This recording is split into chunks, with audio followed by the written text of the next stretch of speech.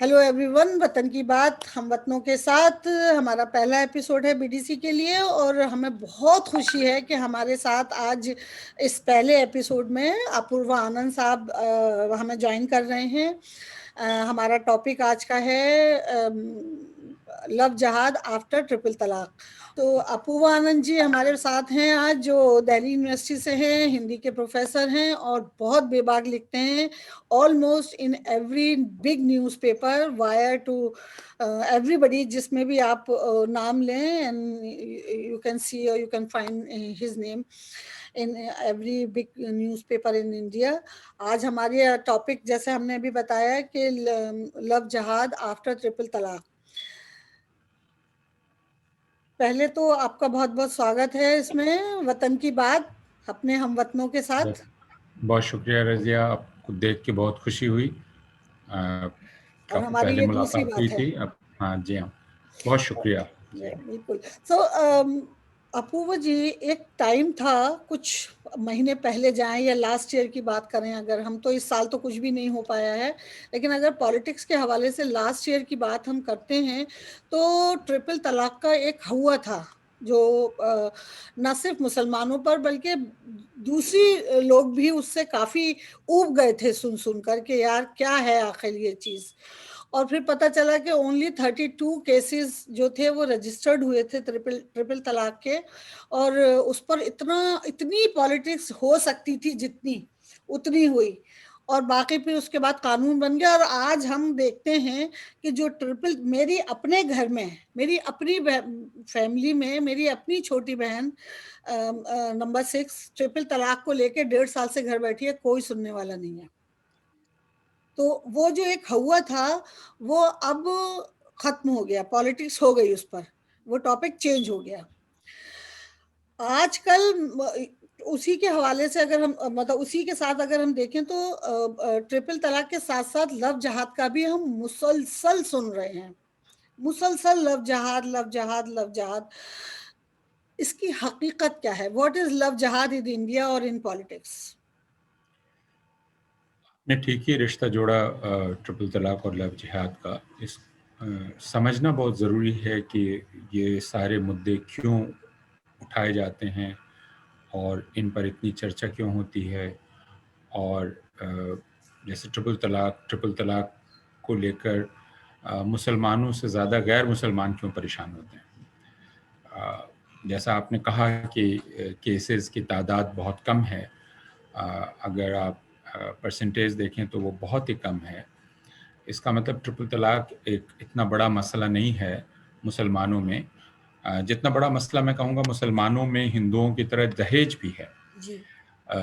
और मुसलमानों में जाति भी है हिंदुओं की तरह। जैसे मुसलमान में सैयद और शेख शादी कर लें जाकर जुलाहे में या कहीं और, ये मुमकिन नहीं है आम तौर पर। हालांकि इस्लाम इसकी ममानियत करता है किसी भी तरह की भेदभाव की। तो जो कमियां हैं वो कमियां हिंदुस्तान में अगर देखें तो जो हिंदुओं में हैं वही मुसलमानों में हैं।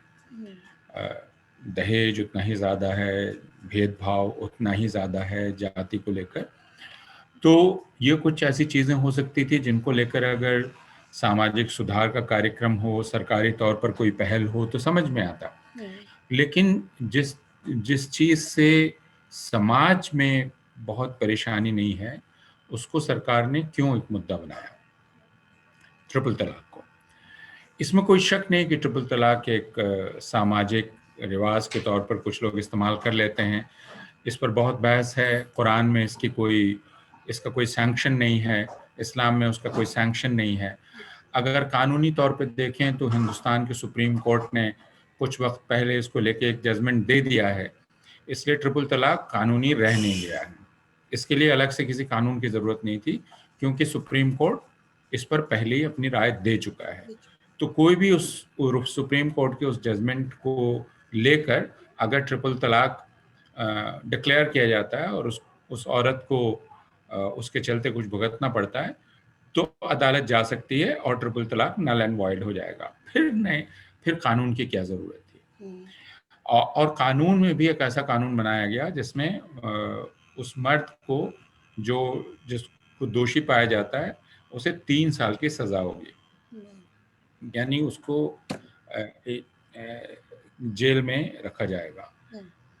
इसके पीछे की जो साइकोलॉजी है वो साइकोलॉजी बहुत साफ है कि यह सरकार यह बतलाना चाहती है कि वह मुसलमानों को, एक तो मुसलमान बैकवर्ड होते हैं, उनमें बहुत सारी पिछड़ी चीज़ें हैं, यह एक कॉमन सेंस है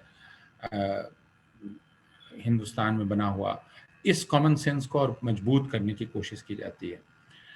तो ये दिखलाया जाता है कि देखो देखो, अब ट्रिपल तलाक जैसी चीज़ है जो बाकियों में नहीं है, तो बाकी प्रोग्रेसिव हैं और जो मुसलमान हैं वो पिछड़े हुए हैं, उनमें ये चीज़ है और हम मुसलमानों को सुधारेंगे।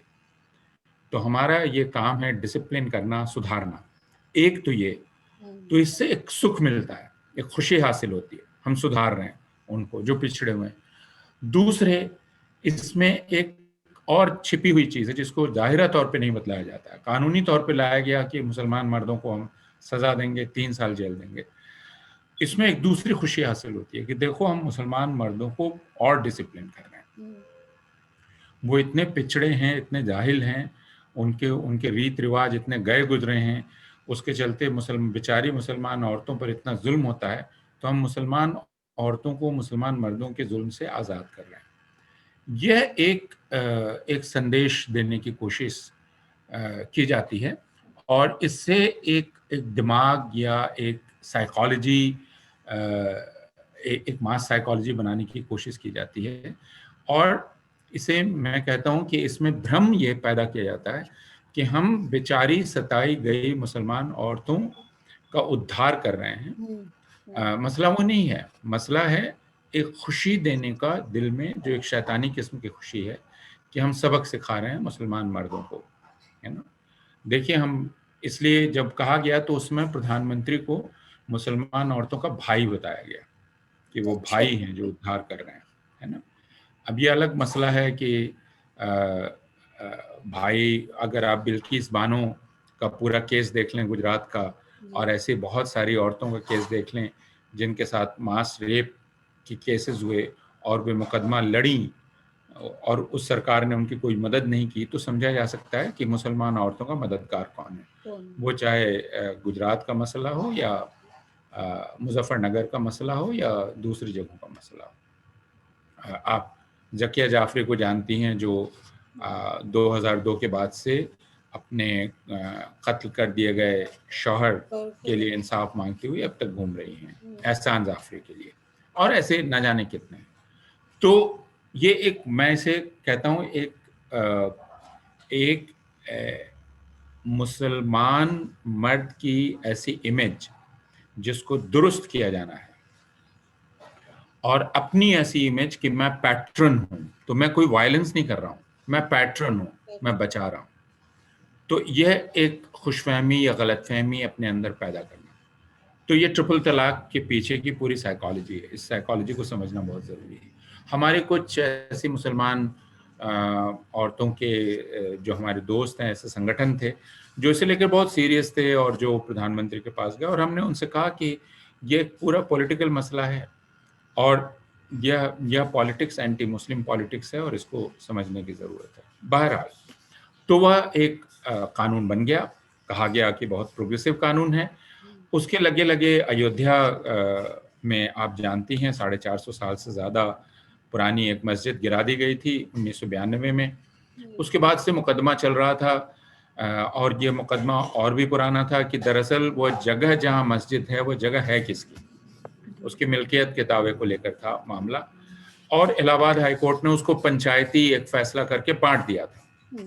जो निर्मोही अखाड़ा नाम का दावेदार था उसको, और जो श्री और राम लला, जो यानी राम जी, बचपन वाले राम जी, शिशु राम के एक गार्जियन बन के आए कि हम उनके इंटरेस्ट को प्रोटेक्ट करने वाले हैं, हम उनके गार्जियन। तो अब आप ऐसे ही सोच सकती हैं कि अब भगवान राम को भी गार्जियन की जरूरत कैसे पड़ेगी, क्यों पड़ेगी, जो पूरी दुनिया के गार्जियन माने जाते हैं। कुछ लोग उनके गार्जियन बन के, उनके इंटरेस्ट के गार्जियन बन के पेश सामने आ गए।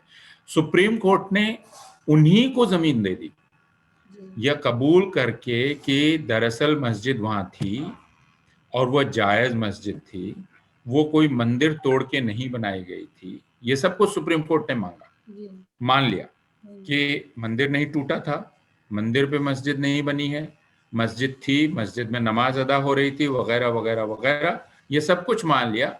लेकिन उसके बाद कह दिया कि देखिए साहब, जमीन हम उनको देते हैं, हम जमीन, और वो निर्मोही खड़ा को भी नहीं देते हैं जो बेचारे पहले से लगे हुए थे, वो राम लला के गार्जियन को दे देते हैं जो विश्व हिंदू परिषद के जुड़े हुए हैं। ये भी हो गया। फिर कश्मीर का मामला आया। अब कश्मीर एक ऐसा, जम्मू कश्मीर एक ऐसा इलाका है जिसमें मुसलमानों की अक्सरियत है, और वहाँ उस राज्य के बारे में कहा जाता है कि मुसलमानों की मर्जी का आपको ख्याल रखना पड़ेगा। तो उस राज्य को तोड़ दिया गया, टुकड़े टुकड़े किया गया, और उसके बाद उसका दर्जा घटा दिया गया, यूनियन टेरिटरी में उसे तब्दील कर दिया गया। तो ये सारी चीजें साथ साथ हुई। लेकिन इन सब का एक साइकोलॉजिकल वायलेंस इनका था, जिससे ये साइकोलॉजिकल वायलेंस माइनॉरिटीज के खिलाफ और मुसलमानों के खिलाफ था।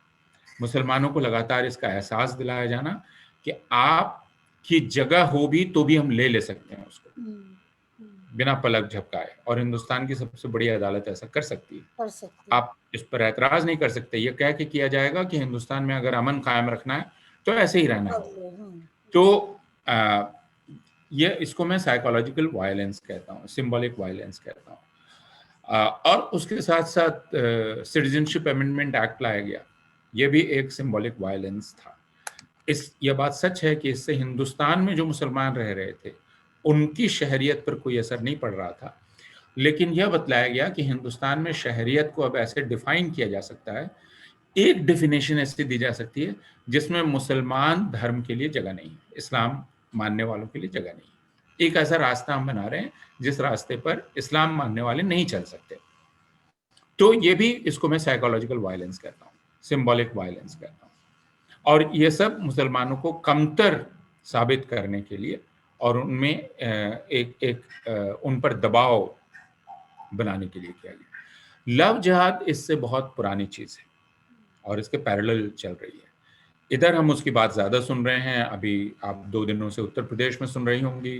उत्तर प्रदेश के सिलसिले से वहाँ के मुख्यमंत्री ने धमकी दी है कि वह कानून लाने वाले हैं और जो लव जिहाद करेंगे उनका राम नाम सत्य हो जाएगा। अब यह जो भाषा है, यह भाषा एक संवैधानिक पद पर बैठे हुए व्यक्ति को शोभा देती है कि नहीं, इस पर हम लोगों को सोचना चाहिए। राम नाम सत्य, मैं एक हिंदू परिवार में हूँ, हम जानते हैं राम नाम सत्य, मृत्यु के बाद जो शव यात्रा निकाली जाती है उसमें लोग यह उच्चार करते हुए आगे जाते हैं। तो इसका मतलब, और लव जिहाद है क्या, अब तक किसी ने बताया नहीं। मेरा यही क्वेश्चन था, क्योंकि हाँ, लव जिहाद है क्या? जिहाद तो हम समझते हैं, जिहाद हिंदुस्तान के लोगों के लिए उर्दू शब्द होगा, इस्लाम की रवायत से जुड़ा हुआ शब्द है। इसकी तरह तरह से व्याख्या होती है। कुछ लोग इसकी व्याख्या धर्म युद्ध के तौर पर करते हैं, कुछ लोग इसे अंदरूनी जद्दोजहद के तौर पर करते हैं, यानी खुद से लड़ना, अंदरूनी एक जद्दोजहद है। तो इसकी तमाम तरह की डेफिनेशंस हैं जो कि थियोलॉजिकल डेफिनेशन होगी, मैं उसमें नहीं जाना चाहता क्योंकि मैं उसमें कॉम्पिटेंट नहीं हूँ, मैं कोई इस्लाम का स्कॉलर नहीं हूँ। लेकिन जिहाद शब्द पिछले 10 साल से जिस तरह प्रचलित हो गया है, उसका मतलब यह है कि यह मुसलमान बाकी लोगों के खिलाफ मुसलमानों ने जंग छेड़ दी। तो हर जगह कहा जाता है अल-कायदा क्या कर रहा है, जिहाद कर रहा है, आईसिस क्या कर रहा है, जिहाद कर रहा है। वो खुद भी कहते हैं हम जिहाद कर रहे हैं। वो एक गलतफहमी फैलाना चाहते हैं कि हम दरअसल मुसलमान इस्लाम का राज कायम करना चाह रहे हैं, जबकि असलियत यह है कि वो अपना राज कायम करना चाह रहे हैं। यानी अल-कायदा अपना राज कायम करेगा, आईसिस अपना राज कायम करेगा, इस्लाम से कोई मतलब नहीं है उसमें, अपने अपने राज। जैसे मैं हमेशा कहता हूं कि आप ये मत कहिए कि भारत में हिंदू राष्ट्र होगा, नहीं, उसी तरह हिंदू राष्ट्र होगा जैसे आईसिस वाले कहते हैं या बाकी लोग कहते हैं कि हम इस्लामी एक हुकूमत कायम करेंगे। इस्लामी हुकूमत नहीं होगी, वो आईसिस की हुकूमत होगी, अल-कायदा की होगी, ऐसे ऑर्गेनाइजेशंस की होगी अगर बोको हराम वहाँ है तो बोको हराम की हुकूमत होगी। उसी तो उसको कहा जाता है ये जिहाद कर रहे हैं। कुछ लोग ऐसा कहते हैं, बाकी लोग भी कह रहे हैं कि देखिए ये जिहाद पर उतारू हो गए हैं, इनका सामना करना बहुत ज़रूरी है। तो 2 चीज़ों को जोड़ दिया गया है, जिहाद, इसका मतलब मुसलमान आप पर काबिज़ हो जाएँगे, मुसलमान चारों तरफ फैल जाएँगे, उनसे बचने की ज़रूरत है, और वो तरह-तरह से जिहाद कर रहे हैं। तो एक जिहाद तो हमारी समझ में आता है कि भाई वो सुसाइड बॉम्बर उसमें हैं, टेररिस्ट हैं, ये सारी इमेजेस सामने आती हैं जब आप जिहाद का नाम लेते हैं। लेकिन हिंदुस्तान एक बहुत दिलचस्प जगह है।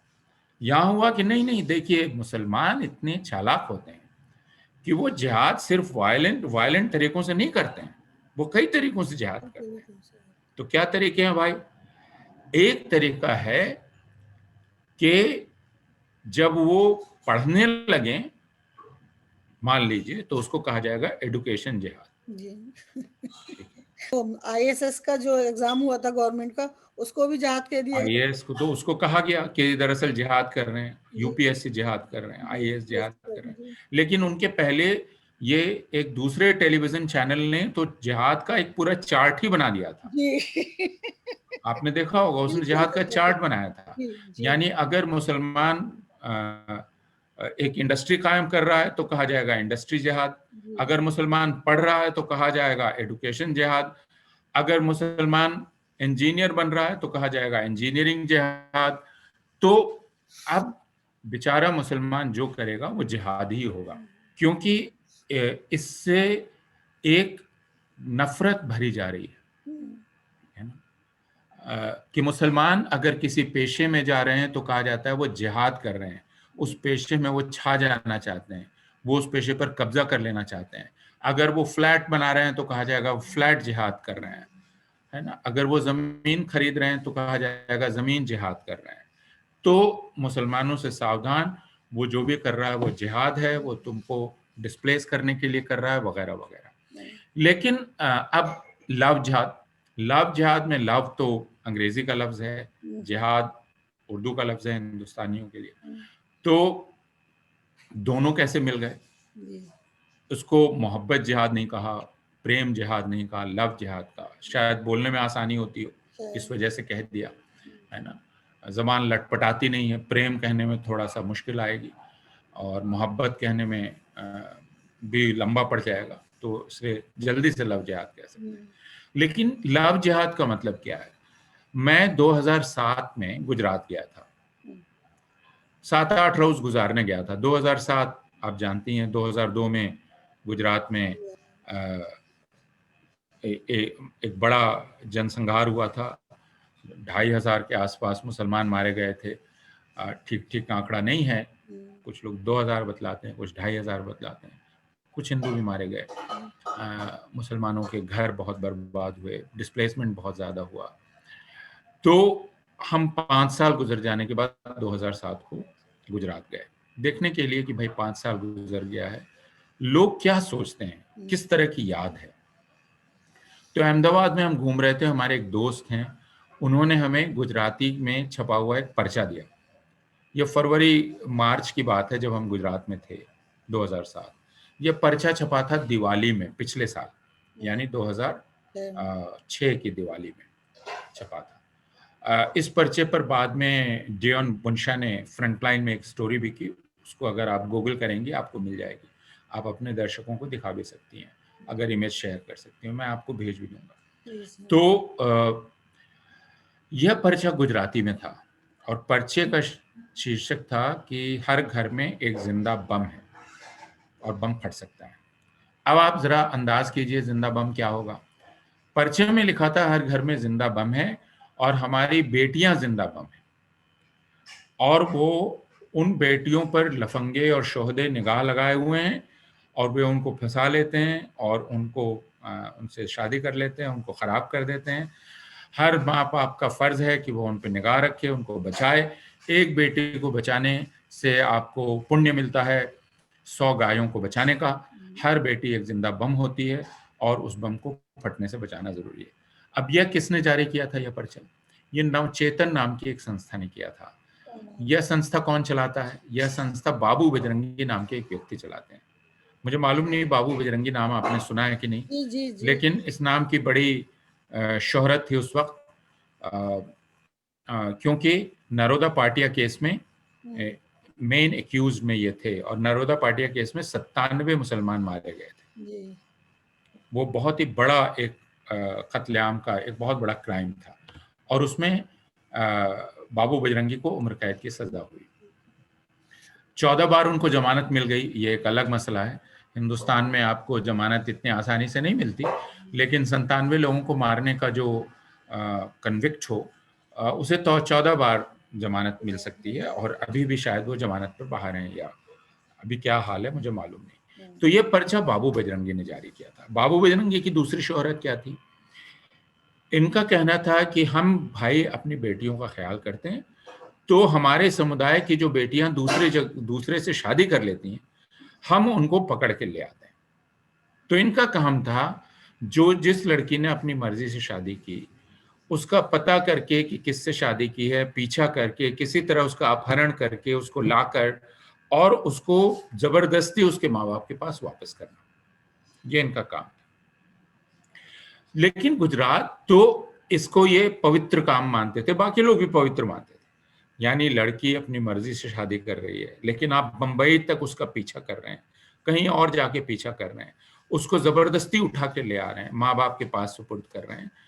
यह डेवन बुनशा को जो उन्होंने इंटरव्यू दिया, इस इंटरव्यू में कबूल किया। आप वो पढ़ सकती हैं फ्रंट लाइन में, कबूल किया। डेवन बुनशा जब इंटरव्यू कर रही है तो उनके वहां पर एक लड़की बैठी हुई है, और बाबू बजरंगी बतला रहे हैं कि देखिए हम अभी इसको ले आए हैं और 3 दिन अपने साथ रखा है, इसका मतलब जरा दिमाग की ठीक से धुलाई कर देंगे, फिर वापस गए।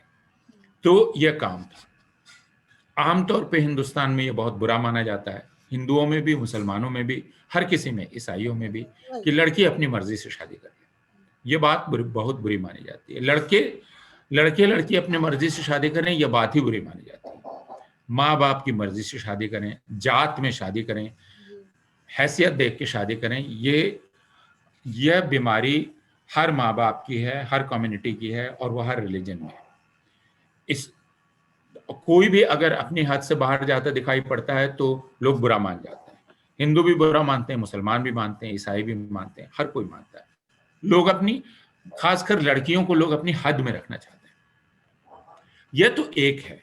लेकिन इससे जुड़ी हुई, तो 2007 में जब हम घूम रहे थे अहमदाबाद में, तो वहां के एक बहुत बड़े लेखक से हम मिलने गए। बाद में उनको ज्ञानपीठ पुरस्कार मिला। तो उन्होंने हमसे एक बात कही जिसको सुनकर हमें बाबू बजरंगी की याद आ गई।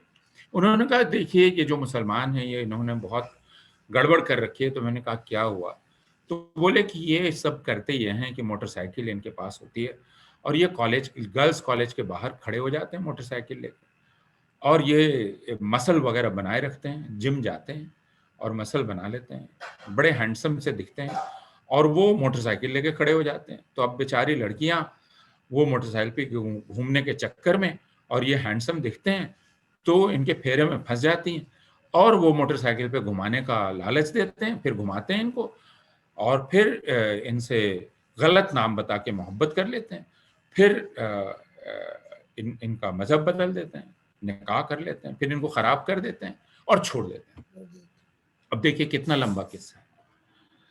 इसमें बाद में हमें पता चला कि वहाँ बाहर पोस्टर ऐसे लगे रहते थे जिसमें इस तरह का फ्रेम्स बने हुए हैं, जिसमें एक फ्रेम में एक मोटरसाइकिल लिए हुए लड़का है, दूसरे फ्रेम में वो आई कांटेक्ट बना रहा है एक लड़की से, तीसरे फ्रेम में लड़की मोटरसाइकिल पर बैठ के घूम रही है, चौथे फ्रेम में उस पर बुर्का आ गया।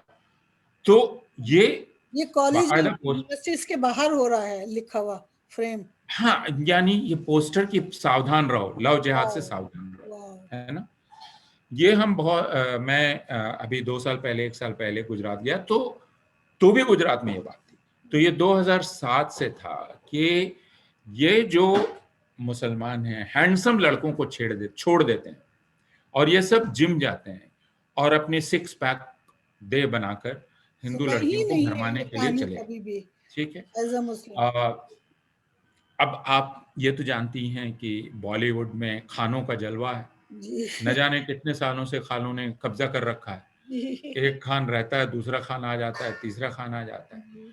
तो मतलब जो भी हीरो हैं सब मुसलमान हैं, ये तो बहुत बुरी बात है। अ, और मुझे मालूम हुआ कि एक पाकिस्तान से भी कोई फवाद खान आ गए। जी, जी। मैं बॉलीवुड फ़िल्म नहीं देखता हूँ, लेकिन ये भी बहुत बुरी बात थी वही कि सही कसर पूरी हो गई फवाद के फिर आने हाँ, से। अब हिंदुस्तानी खान तो थे ही और पाकिस्तान से भी कोई खान आ गया। तो अ, तब मुझे याद आया कि मैंने एक ऑर्गेनाइज़र या पांजन्य इसका एक अंक देखा था संभवतः, जिसमें ऋतिक रोशन की एक फ़िल्म आई थी, कहो ना प्यार है, हुँ, आपको याद होगा, हुँ, हिट हुई थी। हुँ।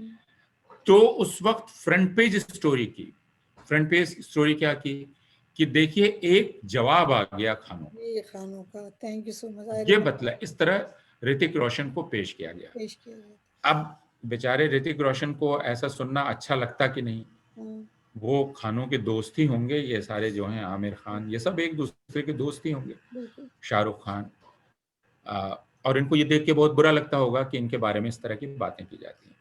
लेकिन यह एक साइकोलॉजी है, लेकिन ये साइकोलॉजी नई नहीं है। हुँ, जैसा मैंने कहा गुजरात में उस वक़्त घूमते हुए हमें एक और वकील ने बतलाया जो सिविल राइट एक्टिविस्ट हैं।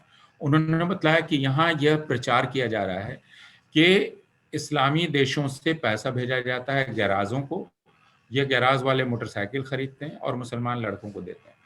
तो हिंदू लड़कों को कहा जा रहा है कि तुम भी जिम जाओ, तुम भी अपना मसल वगैरह बनाओ। बहुत बाद में एक टेलीविज़न डिस्कशन में इन्हीं ऐसे ही ऑर्गेनाइज़ेशंस के में से एक ऑर्गेनाइज़ेशन के स्पोक्सपर्सन थे, तो उन्होंने भी ये शिकायत दोहराई कि देखिए ये इनके लोग जो होते हैं ये हैंडसम लोगों को भेज देते हैं। तो मैंने उनसे कहा कि देखिए आप इतने एहसास कमतरी के शिकार क्यों हो रहे हैं? मतलब हम हिंदुओं में कम हैंडसम लोग नहीं हैं, मर्द। तो आप ये कहते हैं कि हम हैंडसम ही नहीं हैं और दूसरे की हिंदू लड़कियों को आपने समझ रखा है कि वो भरमाने में आ जाती हैं। मतलब वो मोटरसाइकिल देख के वो तय औरत को करती हैं। कितना आपने गिरा मतलब दिया। आपने औरत को कितना कम दिमाग समझ रखा है, क्या समझ रखा है? खैर, यह एक मानसिकता है। फिर मैंने कहा औरत को कम दिमाग सिर्फ़ हिंदू नहीं समझते हैं, हर जी, कोई समझता है। सब समझते हैं, सच। महा मुझे आंध्र प्रदेश हाई कोर्ट के एक जज साहब मिले थे जो हिंदू नहीं थे हुँ, और उन्होंने मुझे समझाने की कोशिश की थी, ये बात 20 साल पहले की है, कि देखिए औरतों का दिमाग कम होता है। तो मैंने कहा कैसे मालूम हुआ? तो बोले कि वज़न कम होता है उनका। मैंने कहा आपने तौला है? तो बोले हाँ, साइंटिफिकली प्रूव्ड है ओह कि माय उनका वज़न कम होता है, मर्दों के दिमाग का वज़न ज़्यादा होता है। तो मैंने कहा कि हो सकता है कि मर्दों के दिमाग में ईंटा पत्थर भरा हुआ हो और औरतों के दिमाग में सब काम की चीज़ हो। गॉड! काम की चीज़ है। तो मर्दों का दिमाग जो भारी हो जाता है वो बेकार की चीज़ों की वज़ह से भारी होता होगा। तो बोले आप मज़ाक कर रहे हैं, मैं साइंस की बात बता साइंस की रहा हूँ। बात कर रहे हो, ओह माय तो यह ख़्याल सब में है औरत को कमतर मानने का, ये कोई हिंदुओं की ख़ास बात नहीं है। हुँ, हुँ, लेकिन यह ख़्याल है कि आप औरत को भरमा सकते हैं मोटरसाइकिल दिखाकर, बाकी चीज़ें दिखाकर और औरत खुद तय नहीं कर पाती है। यह जिहाद है, इसको हुँ, ये जिहाद कह रहे हैं कि यह दरअसल मोहब्बत के नाम पर औरत अब मैंने आपसे बतलाया और मैं 2-3 मिनट और ले रहा हूँ कि अगर आप चारू गुप्ता का रिसर्च पढ़ेंगी और इधर एक किताब आई है माय सन्स इनहेरिटेंस। ये किताब है अपर्णा डॉक्टर अपर्णा वैदिक की। ये अशोका यूनिवर्सिटी में पढ़ाती हैं और ये बहुत सुंदर किताब है, कहानी की शक्ल में इतिहास लिखा गया है। और इस किताब में भी और चारुगुप्ता के रिसर्च में भी और बाकी रिसर्चेज़ में भी ये बात बतलाई गई है कि यह जो ख़्याल है, यह नया नहीं है। 100 साल पुराने पहले वेस्टर्न यूपी में और दूसरी जगह ऐसे पर्चे छापे जाते थे, जिन पर्चों में बतलाया जाता था कि ये मुसलमान जो हैं, ये इक्का लेकर घूमते हैं, इक्के पर पर्दा लगा के घूमते हैं और ये हिंदू औरतों को बिठा लेंगे इक्के में और घुमा के ले जाएँगे। ये नहीं, ये बाकायदा ये ये वाली ये चीज़ मुझे नहीं मालूम थी। ओह माय नहीं, गॉड! नहीं, ये है, इस तरह के पर्चे हैं और इस तरह की चेतावनी दी जाती थी कि ये मुसलमान घूम रहे हैं और हज़ारों औरतों का हिंदू औरतों का अपहरण होने होगा और हिंदू औरतों को लूटा जा रहा है, दे विल बी लूटेड और इस तरह आबादी अपनी बढ़ाएँगे, हिंदू औरतों का इस्तेमाल, उनकी कोख का इस्तेमाल मुसलमान पैदा करने में करेंगे। तो ये ख्याल 100 साल पुराना है। Oh my God. अब अगर 100 साल, तो मुसलमानों ने तो हुकूमत की। अगर यह जिहाद, जिसे लव जिहाद आप कहते हैं, इसका ख्याल होता तो मुसलमानों के हाथ में ताकत थी। ऐसा उन्होंने नहीं किया, क्योंकि ऐसा कोई करता नहीं है। मुमकिन ही नहीं है। ये यह हिंदुओं को, हिंदुओं की निगाह में मुसलमानों को एक हवा खड़ा बनाने की कोशिश है, मुसलमान मर्दों को, जिनसे सावधान आप कर रहे हैं। तो आप ये कह रहे हैं कि मुसलमान मर्दों से सावधान, मुसलमान लड़कों से सावधान, वो ताक में हैं, वो तुम्हारे घर की औरत उड़ा ले जाएंगे, उनसे सावधान रहो। यह बतलाने की कोशिश कोशिश की। 100 साल से भी ज्यादा वक्त से चल रही है, सावधान किया जा रहा है। यह अब आकर लव जिहाद नाम इसको दे दिया गया है कि मुसलमान लगे हुए हैं इस काम में। यह एक मिशन है, हिंदू लड़की को फंसाओ, हिंदू लड़की को भरमाओ, अपना नाम जाके कुछ गलत बता दो और उसके बाद उससे मोहब्बत करना शुरू करो और फिर उससे निकाह पढ़ा। अब मैं एक ऐसे ऑर्गेनाइजेशन में था और मैं आज से 30 साल पहले से बतला रहा हूँ, मेरे बहुत सारे दोस्त हैं हिंदू मुसलमान जिन्होंने आपस में शादी की, और हमारे यहाँ स्पेशल मैरिज एक्ट है। स्पेशल मैरिज एक्ट में आप जाके रजिस्ट्रेशन करा सकते हैं। लेकिन मैं आपको बताऊं, 30 साल पुरानी बात जो आज तक है, पटना से लेकर दिल्ली तक तजुर्बा नहीं बदला। कि हम जब जाते थे, वह वक्त था जब हम सब नौजवान थे, हमारे दोस्त, हम सब मोहब्बत कर रहे थे, शादियां कर रहे थे, कुछ हिंदू मुसलमान थे। तो जब वो जाते थे तो जो मैजिस्ट्रेट था, मैरिज रजिस्ट्रार था, वो बड़े अजीबो गरीब निगाह से देखता था। वो पहले समझाने की कोशिश करता था, है ना, आप ऐसा क्यों कर रहे हैं, आप माँ बाप की मर्जी से कीजिए। लड़की को खासकर, अगर लड़की हिंदू हुई तो और भी जिम्मेवारी उसकी बढ़ जाती थी कि वो बेचारी उस हिंदू लड़की को बचा ले। अब हमें उनको बतलाना पड़ता था कि साहब आप कानून से काम कीजिए, कानून ये है, आप स्पेशल मैरिज एक्ट है, आप इसमें तो उसमें तो रिलीजन बदलना नहीं है, हिंदू हिंदू है, मुसलमान मुसलमान है, इसीलिए तो स्पेशल मैरिज एक्ट है। लेकिन इतनी अड़चने खड़ी की जाती थी, इतनी अड़चने। और मैं अब जाकर कुछ साल पहले दिल्ली में एक ऑर्गेनाइजेशन से जुड़ा जिसका नाम है धनक। ये उर्दू का लफ्ज है, इसका मतलब होता है इंद्रधनुष, आप जानती हैं। इस धनक जो संगठन है, इसका काम है जो लोग अपनी मर्जी से साथ रहना चाहते हैं, चाहे वो जात के बाहर हो, जात के अंदर हो, और उनको मुश्किल आ रही है, उनकी मदद करना। तो इसमें बहुत सारे केसेस आते हैं, हिंदू मुसलमान, लड़का लड़की दोनों हो सकते हैं।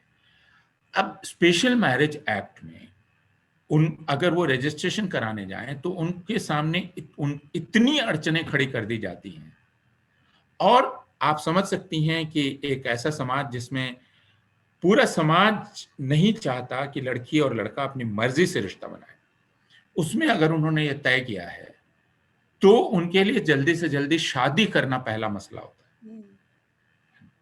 क्योंकि अगर वो शादी कर लेंगे तो कम से कम एक कानूनी चीज उनके हाथ में आएगी, फिर उनको माँ बाप परेशान शायद ना कर पाए, हालांकि उसके बाद वो उनका कत्ल ही कर देते हैं। आपको तो मालूम है कि गुंडे लगाकर कुछ लोगों ने अपने दामाद का कत्ल करवा दिया, कुछ लोगों ने अपनी बेटी का एक कत्ल कर दिया, या गुस्ताखी लगती है उनको, अपने अपनी शान में गुस्ताखी लगती है। तो मजाल कैसे हुई, तो इसलिए वो चाहते हैं शादी कर लें। लेकिन आप स्पेशल मैरिज एक्ट में होने नहीं देंगे। आप नोटिस भेज देंगे घर में, आप नोटिस भेजेंगे तो गुंडे लग जाएंगे आपके पीछे। तो इसका उपाय लोग निकालते हैं कि तुरंत धर्म बदल लो। तो आर्य समाज मंदिर में शादी करो, तो आर्य समाज मंदिर में आपकी शादी हिंदू मुसलमान थोड़ी होगी, हिंदू हिंदू होंगे तभी होगी। या निकाह करा लो, तो मुसलमान हिंदू में निकाह थोड़ी होगा, मुसलमान मुसलमान में निकाह होगा। तो ये आसान तरीका दिखता है। हम लोग आमतौर पे कहते हैं कि भाई मजहब ना बदलो, धर्म ना बदलो, लेकिन वो कहते हैं कि हम ये होने ही नहीं दे रहे हैं शादी स्पेशल मैरिज एक्ट में। इतनी मुश्किलें हैं। अब देखिए, अभी हाल में एक पिटिशन की गई है जिसमें कहा गया है कि ये जो आप नोटिस भेजते हैं, अब ये करते क्या है, हमने भी जब शादी की थी स्पेशल मैरिज एक्ट से, तो ये बाहर नोटिस लगा देते हैं, ठीक है। अब कुछ लोगों का काम है मैरिज रजिस्ट्रार के ऑफिस के इर्द गिर्द घूमते रहना, कुछ ऑर्गेनाइजेशंस का काम है घूमते रहना और नोटिसेस पढ़ते रहना। अब उसमें नाम दिखलाई पड़ा, एक खान है और एक मिश्रा है, तो फौरन वो सक्रिय हो जाते हैं, कौन है, पकड़ो, उसके परिवार को जाओ, उसको परेशान करो। हमारे दोस्तों की शादी में पुलिस आ चुकी है, ये मैं 30 साल बाद पुरानी बात बता रहा हूँ, और हंगामा हो चुका है क्योंकि बाहर लोग आ चुके हैं और उनको रोकना पड़ा है हमें, क्योंकि इन नोटिसेस, ये नोटिसेस जो लगाई जाती हैं, और अब मैंने ये सुना कि कई जगह घरों में भेज दी जाती हैं। तो ये कितना खतरनाक है हम सब जानते हैं, कितना खतरनाक हो सकता है लड़के लड़की के लिए। तो यह असलियत है हिंदुस्तान की, पूरे हिंदुस्तान की असलियत।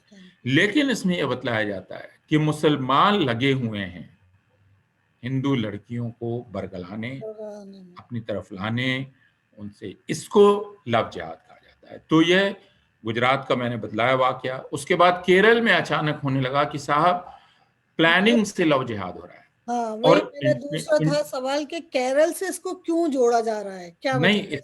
नहीं, केरल में अचानक होने लगा कि लव जिहाद। अब हिंदू मुसलमान शादी कर रहे हैं आपस में, तो केरल की लेफ्ट फ्रंट गवर्नमेंट ने भी कहा अच्छा, ये प्लानिंग से हो रहा, ये प्लानिंग से हो रहा। Oh my God. उस पर बाकायदा जांच बैठी। बैंक, फिर कर्नाटक में ये मामला पहुंच गया, लव जिहाद हो रहा है, लव जिहाद हो रहा है। जांच बैठी, अगर आप रिकॉर्ड उठा के देखेंगे तो इस पर जांच हुई और कहा गया ये बेबुनियाद है, ठीक। फिर अच्छा। भी बात जारी रही, उसके बाद यूपी पहुंच गई। तो ये इसका ये जो पूरा सफर है ये ऐसे है, गुजरात, केरल, कर्नाटक, यूपी, और अब हर केस जिसमें लड़का लड़की अपनी मर्जी से शादी करे उसको कहा जाता है ये लव जिहाद का मामला है। तो अभी और हम होने नहीं देंगे, हम लव ये जिहाद बहुत होने नहीं बड़ी बात है कि मतलब इतने एक्टिव हैं इस मामले में ये लोग कि कहीं भी हो, चाहे वो केरला हो या गुजरात हो या यूपी हो, ये विद इन मोमेंट रिएक्ट करते हैं, ग्रुप्स खड़े हो जाते हैं, ग्रुप्स। मैंने तो आपसे कहा कि कुछ का ये काम ही होता है, इसलिए ये पिटिशन किया गया है कि भाई आप ये नोटिस ना लगाएं, क्योंकि ये तो जान का खतरा है बिल्कुल। ना। तो अगर लेकिन अगर हम इंटरफेस शादी देख जी, इंटरफेथ शादियां बहुत सुनी हैं। इंटरफेथ शादियों का मैंने कहा हिंदुस्तान में इसकी इसकी परंपरा बहुत पुरानी है, बहुत पुरानी। लेकिन इसका विरोध भी बहुत पुराना है। मैं हाँ आपको सिर्फ इंदिरा गांधी की शादी की बात बता रहा हूँ।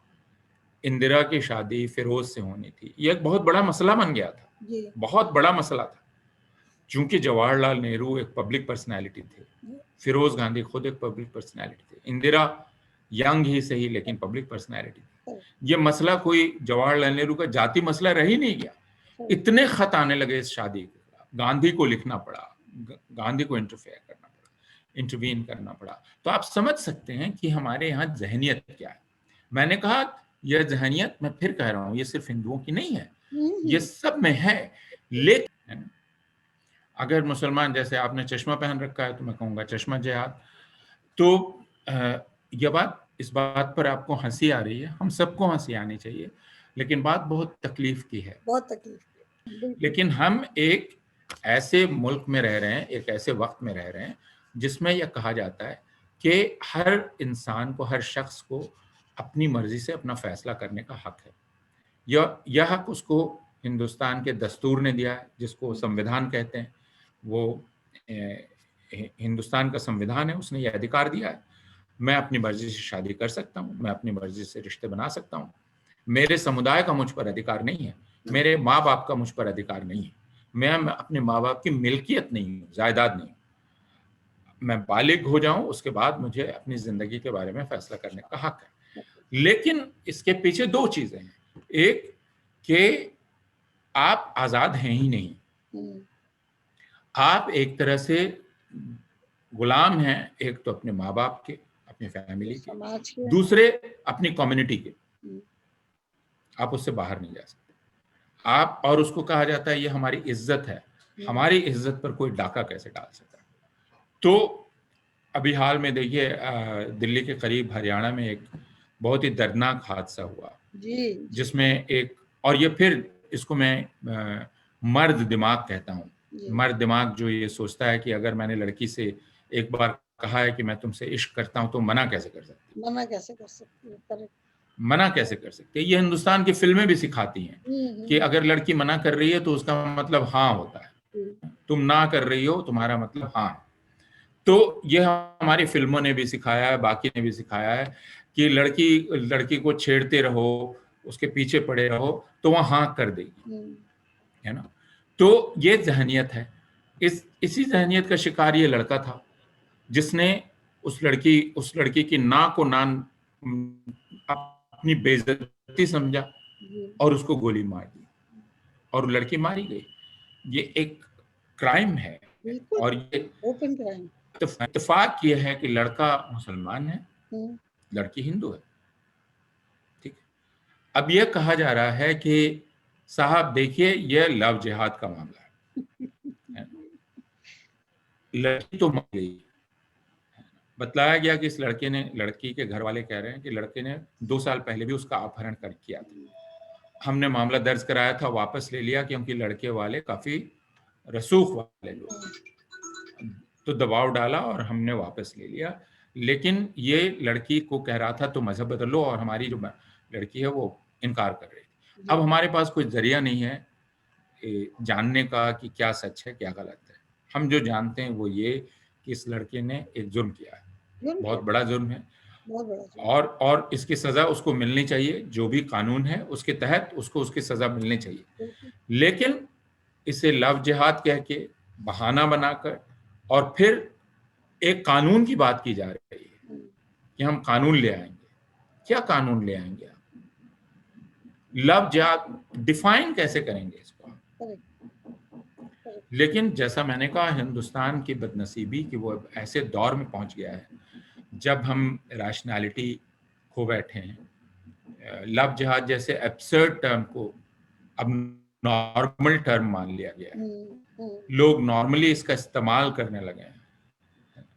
तो बहुत सारी एब्सर्डिटीज को अब हमने मान लिया है कि एक्सेप्ट करते ये जा है, रहे हैं। उसको इवेंचुअली कुछ कुछ लोग। हम नाउन की तरह इस्तेमाल करने लगे हैं। लव जिहाद जैसे वाकई कोई एक चीज होती हो, जैसे सुबह होती है शाम होती है, उस तरह की एक चीज लव लेकिन जिहाद होती वो है। इतने अच्छे और से परोस कर सजा कर परोसा जा रहा है कि वो आपको सच लगने लगता है, और बहुत सारे लोगों को लगने लगा है कि जी हाँ, ये चीज। मैं वही कह रहा हूँ, लेकिन मैंने कहा कि यह बात तो बहुत पुरानी है ना।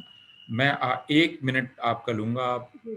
मैंने अपर्णा वैदिक की किताब का जिक्र किया है, इवन गौसा पहले का पर्चा इसका है, हमारा शीर्षक जो है वह हमारा भीषण ह्रास, यानी हमारी ये जो भयानक गिरावट हुई है, ये हिंदुओं को कहा जा रहा है। ओके। लिखा जा रहा है कि सेक्सुअल सेटिस्फैक्शन से हमारी जिन विडोज को सेक्सुअल सेटिस्फैक्शन नहीं है, उनको खासकर मुसलमानों से खतरा है। ये पैम्फलेट है जो 100 साल से भी ज्यादा पुराना है। Oh my God. ये सेक्सुअल सेटिस्फैक्शन से जो जिन हमारी विडोज को नहीं है, उनको खासकर मुसलमानों से खतरा है, क्योंकि उनसे मुसलमान बच्चे पैदा कराए जा सकते हैं। वे अपनी तादाद बढ़ाते जाते हैं और हिंदुओं के लिए विपदा लाते जाते हैं। तुम ही कहो, क्या तुम चाहोगे हमारी आर्य विधवाएं मुसलमानों के साथ निकाह पढ़ें? तो ये 100 साल पुराना है। और मैं जो इक्के वाली बात बता रहा था, तो ये जो कविता नुमा चीज उसमें लिखी गई है, वो है, जो पर्चा है, चंद मुसलमानों की हरकतें, और उसमें ये लाइनें हैं। ए आर्यो क्यों सो रहे हो पैर पसारे, मुस्लिम ये नहीं होंगे हमारे तुम्हारे, मुस्लिम बनाने के लिए स्कीम बनाई, इक्कों को गली गांवों में लेकर घुमाते हैं, पर्दे में डाल मुस्लिम औरतों को बिठाते हैं। तो मैं आपको यही बता रहा था कि यह दिमागी बीमारी पुरानी है। इसका यह एक तरह की सेक्सुअल जेलेसी है जो सेक्सुअल जेलसी पैदा की जाती है, जिसमें बतलाया जाता है कि मुस्लिम मर्द जो हैं वो ज़्यादा पोटेंट होते हैं, वो गोश्त खाते हैं, वो मसल बनाते हैं, और तुम्हारी औरतें उनकी तरफ खींच के चली जाएंगी, तो अपनी औरतों को बचाओ और इनसे सावधान रहो। तो लव जिहाद इन इन सारे कॉम्प्लेक्सेस, ये जो कॉम्प्लेक्स हैं, साइकोलॉजिकल कॉम्प्लेक्स, इन कॉम्प्लेक्सेस से लव जिहाद का एक बहुत गहरा रिश्ता है, और अब ये मेजॉरिटेरियन पॉलिटिक्स का हिस्सा बन गया। सारे लोग जानते हैं जिन्होंने तारीख पढ़ी है कि ज्यूज के बारे में भी यही कहा गया कि ज्यूज जो हैं वो करप्ट कर देंगे आर्यन रेस को, उनके ब्लड को खराब कर देंगे, उनको इम्प्योर बना देंगे। तो ये इम्प्योरिटी का खतरा सबको दिखलाया जाता है। इम्प्योर हो जाइएगा आप अगर अपने से बाहर जाइएगा। तो ये इम्प्योरिटी, आपकी कोख का इस्तेमाल एक आपकी दुश्मन कौम को पैदा करने के लिए किया जाएगा। तो इसमें ऐतराज ये नहीं है कि हिंदू मुसलमानों में रिश्ता हो। कहा यह जा रहा है हमारी लड़की उधर ना जाए, उधर की लड़की इधर आ जाए, इधर आ जाए। Right right right. हाँ, तो ये फिर लड़की को कमतर मानने का और लड़की को उस कम्युनिटी का सिनोनिम मानने का कि हम लड़की ले आए, इसका मतलब उस कम्युनिटी पर हमने फतह कर ली।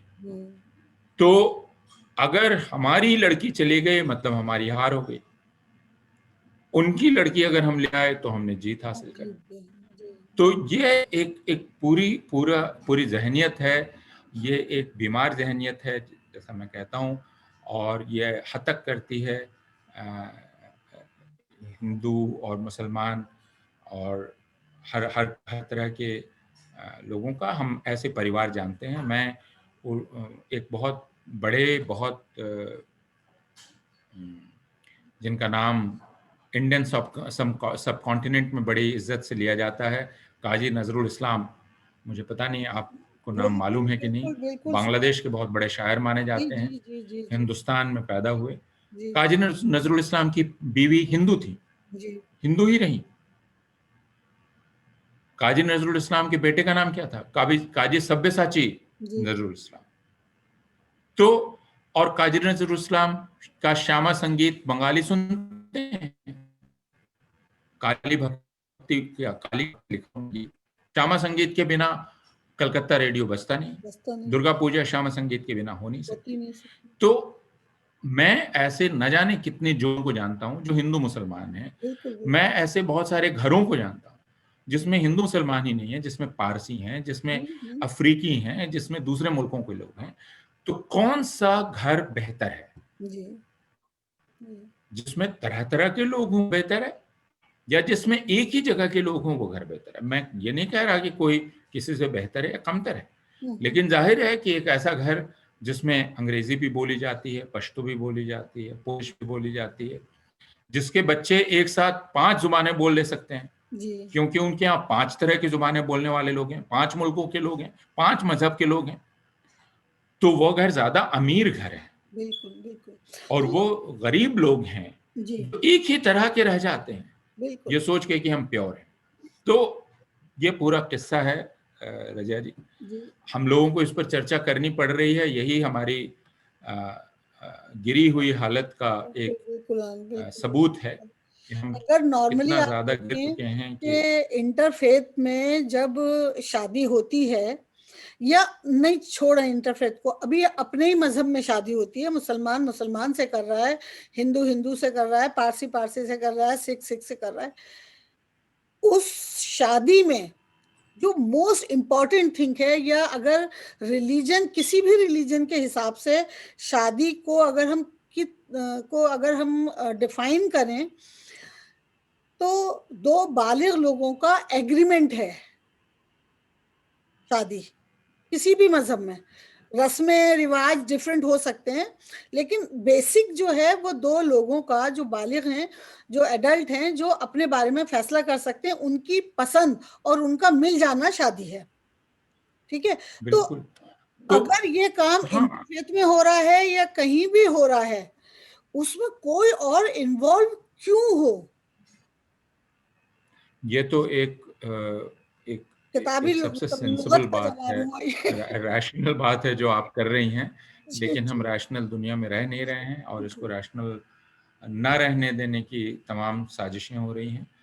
और मैंने अपनी तरफ से मैं जैसे समझता हूँ, उसको सामने रखने की कोशिश की नहीं, है। आपने बहुत अच्छा, अ, बहुत तफ़सील अगर से कोई बताया। तो अगर आप लगातार ऐसा प्रचार करेंगे, तो लोगों का दिमाग फिर सकता है। हो सकता है।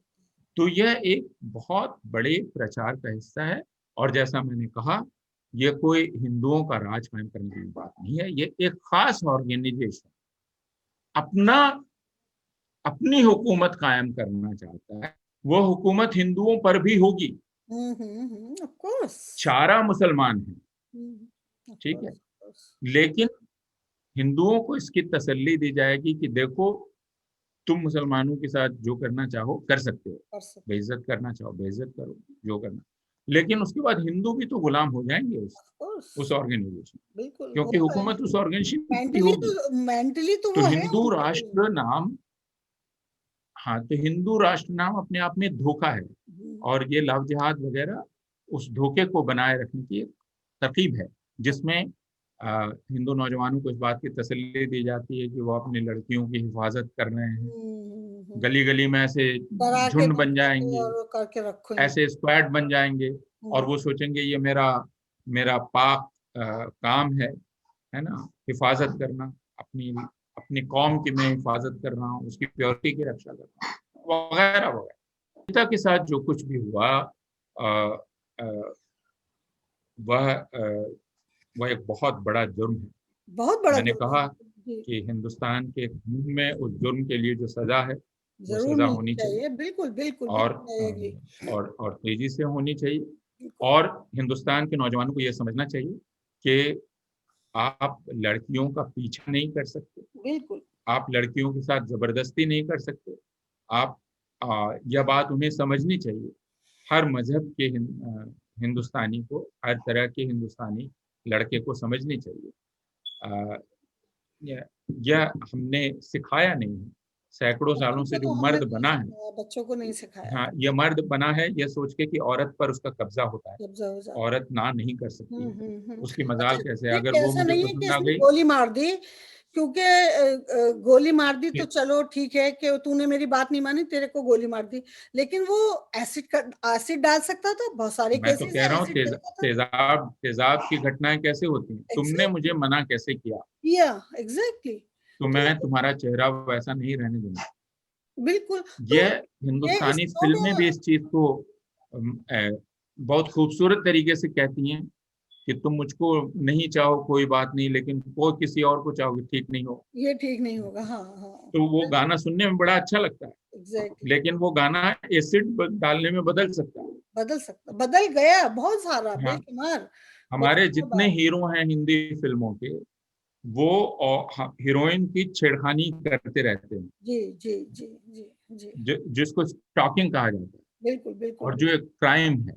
बिल्कुल। लेकिन देवानंद से लेकर मनोज कुमार से लेकर सबने, सबने सारे के सारे तो हमने ये बना दिया, एक बना। मर्द बनाया है हाँ, जो स्टॉकर है ना? तो जो कुछ भी निकिता कर सकता है और तौसीफ एट नाम द का ये जो एंड लड़की लड़का को है, उसकी बात माननी ये पड़ेगी। हाँ, तौसीफ स्टॉकर था हुँ, और उसने निकिता का कत्ल किया।